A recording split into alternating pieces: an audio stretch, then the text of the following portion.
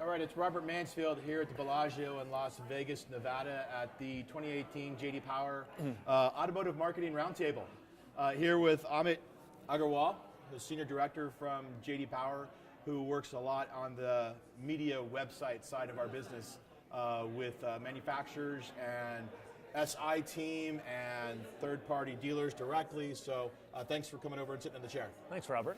So I don't typically read things off of my phone in these interviews, but you said something in your presentation this morning that struck me, and so I wrote it down. You said, dealers are really good at taking their basic website templates and making them worse. Fantastic quote. What do you mean by that? So if you go back, right, let's say 10, 15 years, the quote was, dealer websites look like they were made by the dealer principal's nephew. And so it's better now. Yeah. It's a lot better. Yeah. And it's largely because there are a somewhat small group of technology providers, right? Dealer.com and CDK among the biggest of them, but you know, two dozen others that are worth naming, that are providing more professional front ends that obviously frequently tie into the entire system, right? And so the dealers install it, they get this nice front end, and you know, away you go. Problem is, you know, the amount of leeway that they have to make changes to it. And so a dealer is focused on, how do I get that contact? How do I get somebody to raise their hand? How do I get them to the showroom faster? And so in the pursuit of doing that, they'll do all kinds of things. And I say they as a broad group, right? It's not 100% of dealers that do this. There's some dealers out there doing a great job. Absolutely. And so, but it's more than 5 or 10% of dealers that do this, right? How many keywords can I shove into the pages? Mm-hmm. How many big flashing banner ads can I put in? You can make the best template in the world, and then if you have a terrible creative strategy, right, it really decreases from the effectiveness of that. And then there's our favorite, which is the click here to chat.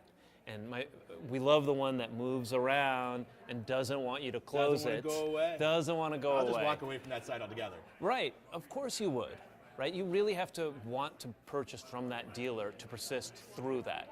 And so my comment was aimed at the recognition that dealers are somewhat limited in what they're going to be able to do to offer a truly amazing experience because they're beholden to the templates that they're provided. But even then, there's a lot better work that they can do within the confines of that system. Within the Tier 3 dealer website specifically, what have you seen lately that dealers are doing different that's really good that more dealers should be doing?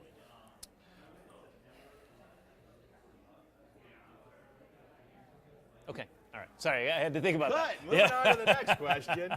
What are they doing? What are they doing well? Goes back to my first question, right? They're doing a really good job not doing it well. Yeah, so there's stratification, right? And then there's your top tier of dealerships that get it. They're on the ball, you know, they're making their own websites, right? They're really managing their online reputation. They're providing a good experience online and offline, right? There's a number of dealerships that are doing that. Right. And what I think is happening is you're seeing a much smaller group of laggards that are just screwing up a lot of the online stuff. That's a very small group now. But then the middle is really big still. This is kind of doing it. They're getting by. They're getting by. Yeah, that's a good way of putting it. Thank you. And so what do you go to a dealership website for? You go there to look for vehicles, right? If you're a new car buyer, that's what you're there to do. But then I have a menu that has 10 items, and every menu in it has 10 items, and then there's a bunch of ads all over the place. And where's the thing where I just go look for the car that I want? Right. And that's a really simple way of looking at it. But if you're taking a customer experience point of view, what do you see when you go to cars.com? Search for your vehicle. That's it. What do you see when you go to OpenTable? Where do you want to dine and when? What do you see when you go to Airbnb? Where's your next adventure taking you? And that's it. It's just about the search. Super simple. Yeah, now dealers have to do more work than that. They have to, you know, service and parts and a lot of other things, right? So I acknowledge that. But you still have to take the point of view of what are the 4 to 6 things that most of your website visitors want to do, and how do you put that front and center, and how do you push the rest of it to the background, and stop with the blinking lights. Yeah, a lot of the things that we're talking about in Tier 3 are content related.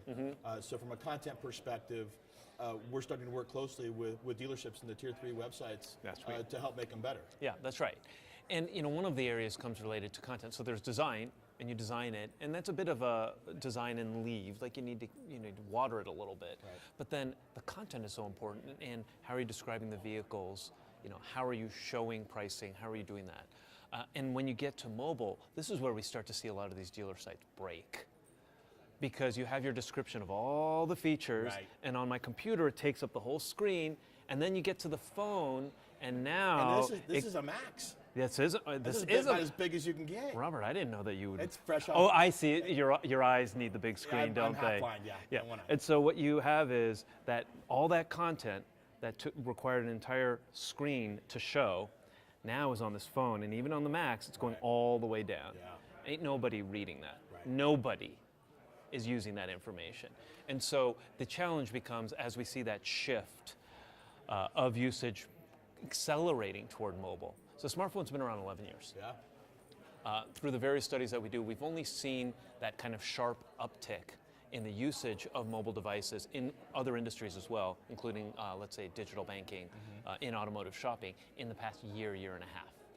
Okay. It was moving up slowly, and now we're seeing an inflection point. Yeah. And so if those templates are not built well for mobile, and some of them are not, and if your content strategy doesn't reflect the fact that on a smaller screen you need to have less content that's more impactful and better organized, then you're dead. And so the buzzword a few years back, responsive design. Is that still the thing? I mean, are we moving into different areas now that are better than that responsive design? I mean, responsive design just means, will your website work on any device that somebody uses? Right. And responsive design is great. It's a great strategy. But you can't just say, well, I did it, and therefore I took care of it. Got it. And there are different levels of responsive design. A purely responsive implementation just says, okay, I'm going to look at the screen size that I have now, and I'm going to format everything for that. Done.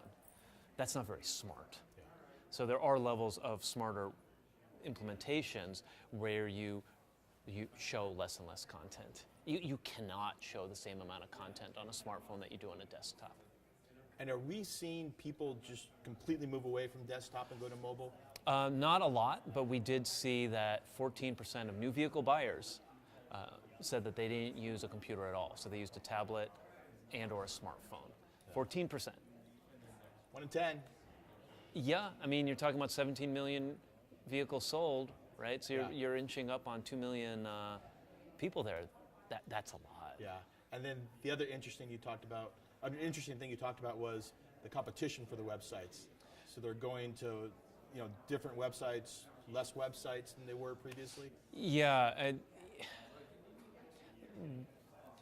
there's more focus in terms of, okay, what is it that I'm trying to accomplish, right? And so people spend the same amount of time that they did previously, but they're visiting fewer websites in the process. They're still taking, that 3 to 4 month cycle, but along the way, they kind of know what they want, so they don't have to spend as much time trying to decide. You say that 40% of the customers know what they want? Yeah, 40% of new vehicle buyers knew the model that they wanted, and they ended up buying it. Yeah. And that's up from 28% 5 years ago. Wow. That is a pretty dramatic impact. Yeah, big change. And if they get to your site and they're trying to find something and they can't, hell with it, I'm going to move on. I already knew that I was going to get the Accord anyway, so I guess I won't go explore, the Nissan, the Hyundai, the Kia, whatever equivalent. Yeah. Interesting stuff. Thank you for taking the time today. Thank you, everybody. On the JD Power PowerSeat, and we look forward to seeing you out there working with some dealers. Yeah, I look forward to doing that too. All right, thank you.